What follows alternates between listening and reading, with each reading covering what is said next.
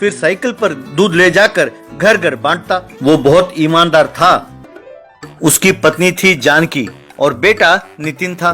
नितिन को मिट्टी के खिलौने बनाने का बहुत शौक था। उसी गांव में एक और दूध बेचने वाला था, नाम था उसका बग्गा। वो अपने दूध में पानी मिलाता था। वो भी दूध साइकिल पर ले जाकर घर घर बेचता था। एक औरत दूध लेते हुए, मैं यहाँ गांव में नई नई आई हूँ तो तुम मुझे धोखा देते हो। मैंने सुना है कि तुम विपिन नहीं बग्गा हो। तुमने क्यों कहा कि तुम विपिन हो? मैं अब समझी कि लोग तुमसे दूध क्यों नहीं लेते हैं। तुम्हारा दूध बिल्कुल बेकार है। कल से तुम्हें दूध डालने की जरूरत नहीं है। ये सुनकर बग्गा को बहुत गुस्सा आया। इस कमीने विपिन ने तो मेरा जीना हराम कर रखा है। जो लोग बाहर से आते हैं उन्हें भी पता चल गया है कि मैं कितना निकम्मा हूँ। विपिन की ईमानदारी की वजह से मेरा धंधा ठप हो रहा है। उसका दूध का धंधा बंद कराना होगा, कुछ करना होगा। ऐसा सोचकर उस दिन रात को वो विपिन के घर में पानी में कुछ दवाई मिलाया। वो पानी गायों ने पी। अगले दिन विपिन ने बहुत कोशिश की, फिर भी गाय दूध नहीं दे रही थी। जानकी, जानकी, ये क्या, गाय दूध क्यों नहीं दे रही हैं? कल तुमने इन्हें अच्छी तरह खिलाया तो था ना? तब जानकी और नितिन ने भी बहुत कोशिश की, लेकिन दूध नहीं आ रहा था। उसके बाद पशुओं के डॉक्टर ने आकर देखा। आई एम सॉरी विपिन, अब ये गाय कभी दूध नहीं देंगी। इन गायों की दूध देने की शक्ति हमेशा के लिए खत्म हो गई है। ने किसी ने कोई जहर दिया है। अब ये गाय दूध नहीं दे पाएंगी। कहकर चला गया। हे भगवान, ये क्या हो गया? ये गाय इतना अच्छा दूध दे रही थी, अब इन्हें जहर किसने मिला के दिया है? कहकर उदास हो रही थी। अब दूध नहीं बेचेंगे तो हमारा क्या होगा? अब हम खाएंगे क्या, जिएंगे कैसे? अगर ये गाय दूध ना भी दें तो इन्हें पालने की जिम्मेदारी तो अपनी है ना, तो उसके लिए पैसे कहाँ से आएंगे? हे भगवान, अब मैं क्या करूँ? आप चिंता न करो, भगवान हमें कोई न कोई रास्ता जरूर दिखाएगा। अब मैं स्कूल जाकर आप पर बोझ नहीं बनना चाहता। दोनों मिलकर कोई मजदूरी करते हैं और पैसे कमाते हैं, ठीक है?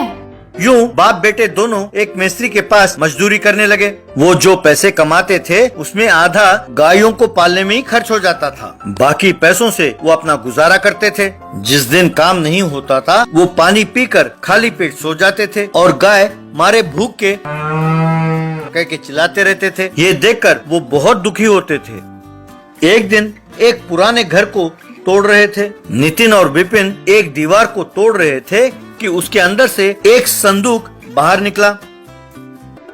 नितिन ने उस संदूक को खोल के देखा तो उसमें दो छोटे गाय थे। एक गाय, बच्चों, हम जादुई गाय हैं। एक श्राप की वजह से हम इस संदूक में कैद हो गए। तब दूसरी गाय, जो भी हमें छुड़ाए, हम उनकी कुछ दिन सेवा करेंगे तो हम एकदम से श्राप से मुक्त हो जाएंगे। बताओ, हम आपकी क्या सेवा करें? तब नितिन ने उन गायों को सब कुछ बताया।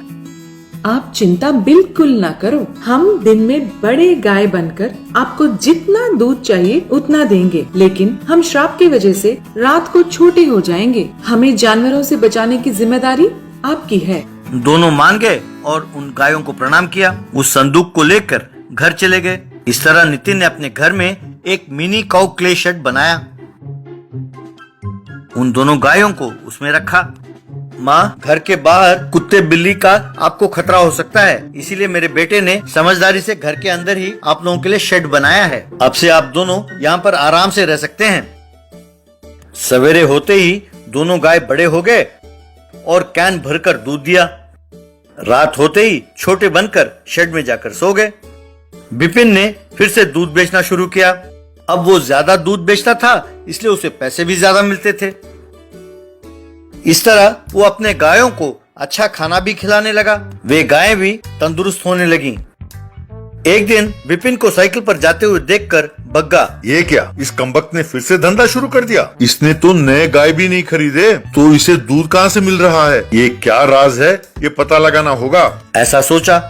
उस रात को उसने खिड़की से झांक कर अंदर देखा। उसने गायों को बड़े होते हुए और दूध देते हुए देखा। अंधेरा होते ही उन गायों को छोटे होकर शेड के अंदर जाते हुए भी देखा। उसने तुरंत आकर चुपके से उन दोनों गायों को चुरा लिया, उन्हें अपने घर ले गया।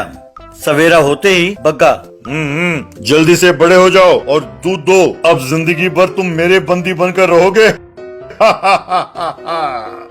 बेटा, तुम्हारे इरादे ठीक नहीं हैं। जब तुमने हमें चुराया तभी हम समझ गए कि तुम्हारे इरादे कैसे हैं। अगर हमने तुम जैसों की सहायता